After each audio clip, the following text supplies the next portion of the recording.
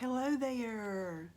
Oh wow, it's been a minute, and since I've been able to do our Bible study videos, our devotion, and I have missed it, but December, as you all know, um, with work, and I'm in HR, human resources, and with this pandemic, it's crazy. But and also the holidays and all the changes and that we've had to make to keep everyone safe and accommodate and make decisions. It's just been really crazy. But I just really felt pressed to get back to this book. We're over halfway through it, The Acres of Diamonds by Jentezen Franklin, and I am going to finish this book with y'all, and I hope you've been enjoying these videos and enjoying these devotions, and I hope they're helping you.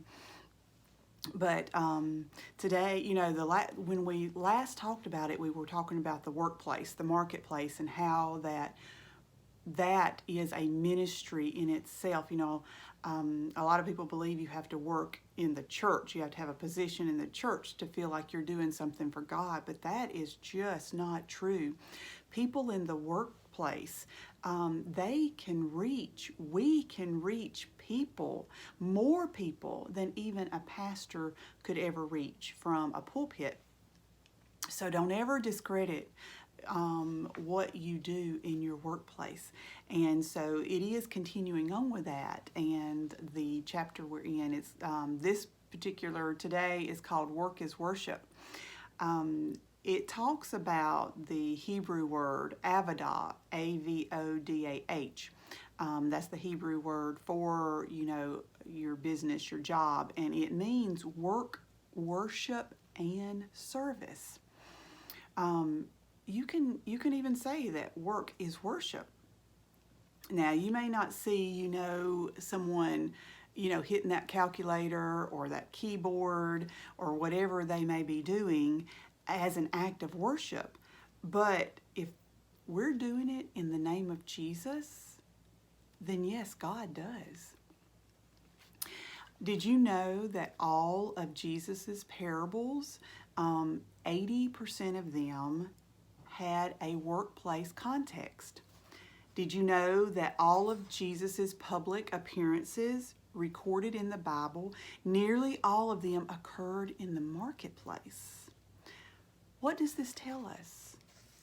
Work is a part of our everyday life, and work matters. Now think about this. Jesus, he was not born into a, super religious family in the community, like that of a priest.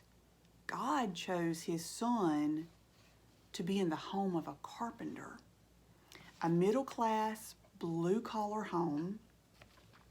You could probably imagine the conversations around the dinner table. Joseph was probably rattling off, did we get that order of wood, Jesus? Are we almost finished with making the table for the family down the road? I think we might need a few more weeks for that barn to be complete. Conversation like that. Jesus would stay in the workforce with his father for at least 20 years before he would ever be released for the last 3.5 years of his life into ministry. The Son of God spent more time in the workforce than in his actual ministry.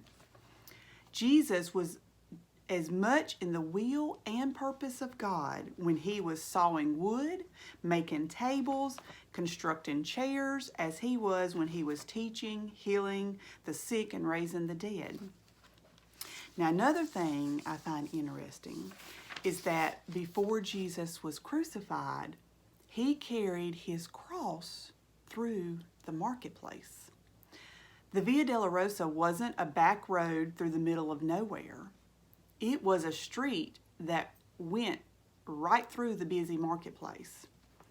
We've got enough crosses in the church. We need crosses in the workplace. We need people like us, like you, who will shine their light for God and exemplify the life of Jesus in retail stores, in startups, in corporations, in home businesses, wherever it may be. Remember, you are hired for a specific purpose at your workplace, a specific job. You are all hired. You have your job title, you have your job description. You are hired for a specific reason. And sometimes our workplace, our job, it may not be, satisfying to us or to the standards or to the expectations we thought. And sometimes we have unrealistic expectations. But whether we love our job or not, we have to focus on our job and doing it with excellence. God blessed you with that job, and everything you do, you should do with excellence. Even if there is someone that, one of your coworkers or one of your team members that you're not getting along with, or you may see them having more favoritism over you than, from the boss or from supervisor, or, you have to remember you were hired for a specific purpose, and you do it with excellence. Don't slack on it because you may be upset or you may not see things like they should be. But do it with excellence because that's who you are, and you want to prove yourself worthy to God. If work is worship, you must do it with all your heart and perform it well. And that is what I have for you today. A lot of us are in the workplace, and a lot of us, it's hard right now because so many people are catching this virus, and, fear can set in. We were given a mind to be wise and, to make good choices, and that's what we should be doing. But, still, your job, you do it with excellence, and God will reward you for doing that. I pray for y'all today. I pray safety over you. I pray protection around you. I just ask God to send His healing touch to all the ones that have this disease, to ones that have family that have this disease, to ones that have lost people. My heart goes out to you, and I pray comfort for you.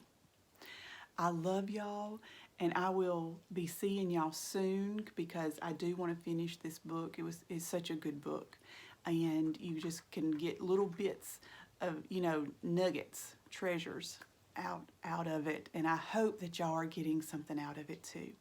Y'all have a wonderful day. All right, love y'all. Bye-bye.